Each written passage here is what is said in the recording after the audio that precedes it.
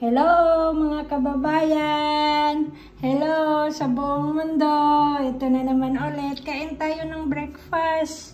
Ito na naman ang hinahanda ko lang kasi ayun. Sabi ko nga, same as usual, kung anong meron dito sa refrigerator, yun lang. Ito, share with milk, yan ang inano ko.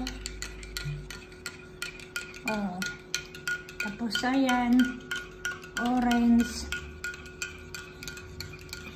Pag ako ang magano lang para sa sarili ko talaga.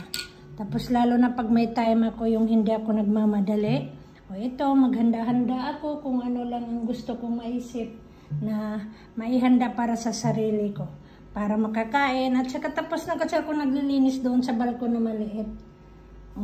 Ngayon ano pa kasi wala pang school. Next week school na yung alaga ko. Kaya ayan, hindi na ganito. quickly na matod pa. Yun pang kasabihan. Kaya ngayon na medyo wala pa. At saka may oras pa ako. Kaya ito, makakain. Tapos bago mag-umpisa ulit sa kwarto ng alaga ko.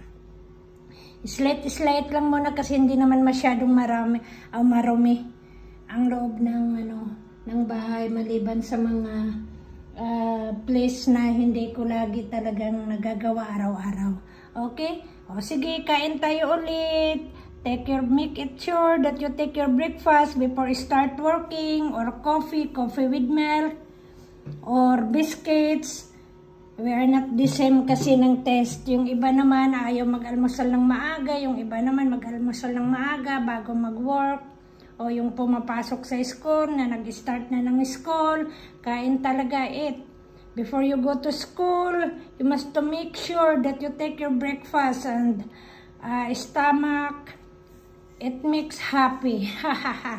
Okay? Okay, yala, bye-bye. Take care again and thank you for subscribe me. More power. All of us. God bless you all. And take care. Keep safe lagi. Bye-bye!